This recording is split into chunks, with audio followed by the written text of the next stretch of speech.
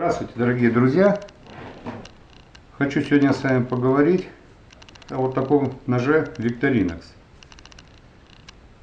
Он немножко отличается от обычных Victorinox тем, что щечки у него, накладки, синего цвета, а не красного. Выпущена вообще-то эта серия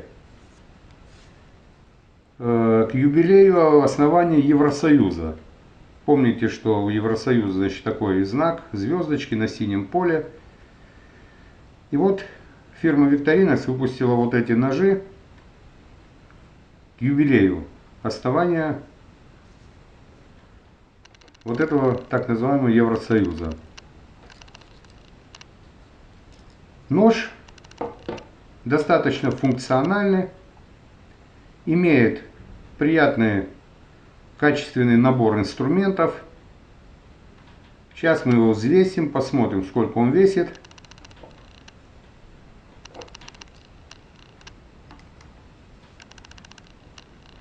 Весит он 97 грамм. Вполне приемлемо для того, чтобы носить его в чехольчике на ремне или просто в кармане. Какие же инструменты имеются в данном ноже? Традиционное викториновское шило. Очень удобно им проверчивать дырочки в каких-то мягких материалах, например, в оргстекле или в коже. Само по себе очень функциональное шило. Нелюбимый многими крюк. Я же считаю, что вещь очень полезная, часто помогает мне распутывать лески там какие-то на рыбалке, или шнурок, когда мокрый, там затянется, трудно его там развязать. Очень полезная и удобная штукенция. Достаточно хороший из толстой проволоки штопор. Открывал я им бутылки. На раз открывает, не гнется, качество на высоте. Небольшая самодеятельность. Вот в это отверстие возле штопора я вставил на всякий случай булавку.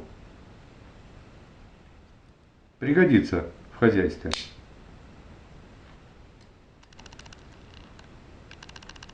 Имеется у данного ножа вот такое лезвие. Клиночек маленький. Многие его недолюбливают, все время спрашивают, зачем он.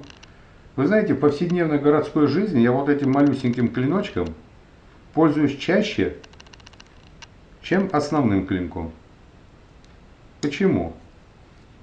Вскрыть какой-то конверт, посылку, заточить карандаш, где-то отрезать какой-то кусочек мелкой пластмассы, который там как заусенец торчит где-то. Вот это очень-очень хороший клиночек, очень полезный.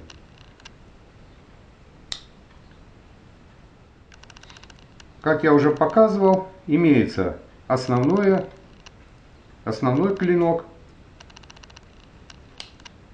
тоже очень симпатичный, удобный дизайн, где-то в офисе порезать колбаску, поделить пирожное на две части, так угостить коллег. Имеется в этом ноже вот такая пила. Прямо скажу, что, как по мне, то лучше бы эта пила была бы заменена на викториновский напильник. Напильник мне пригождается чаще. Там по работе с прутками пластмассы какой-то, а где-то подпилить вершинку у поплавка, еще чего-то. Все-таки пила более грубо работает, чем напильник. А пилить более-менее серьезную древесину ей, конечно, невозможно.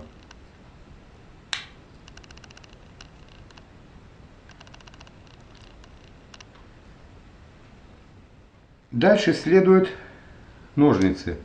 Ножницы достаточно хорошие, достаточно крупные. Тоже в хозяйстве. Я вообще стараюсь не покупать ножи без ножниц. Идеальное сочетание, когда в перочинном ноже есть и ножницы, и напильничек.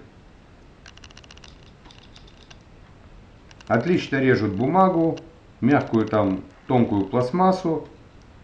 Леску там можно где-то подрезать, там где-то у рыболовной мушки подрезать ворсинки. Прекрасная вещь. Традиционная открывалка с небольшой плоской отверточкой. Тоже достаточно удобная вещь. Вскрыть консерву где-то там на рыбалочке. Открутить небольшой винтик в катушке рыболовной. Еще один знакомый всем инструмент — это открывалка для бутылок. Плоская отвертка покрупнее. И вот такая прорезь для сгибания проволоки. Можно подправлять проволоку, из которой делают колечки на поплавках. Тоже достаточно удобная вещь. Вообще, ножи Victorinox отличаются полезным таким функционалом. Нету таких вот инструментов в ножах у них, ну, которые явно нигде не пригодятся. Ну и наконец традиционные: пинцет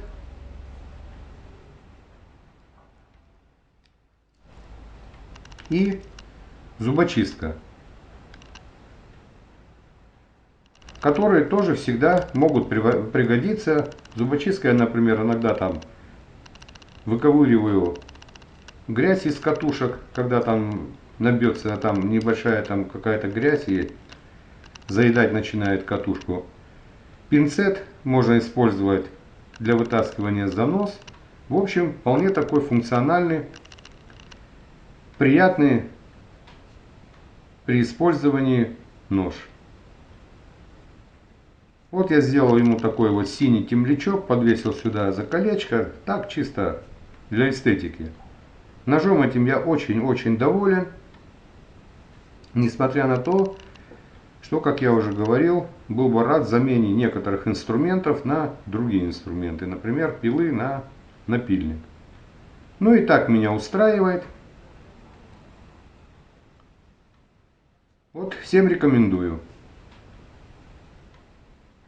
Большое вам спасибо за внимание. До свидания.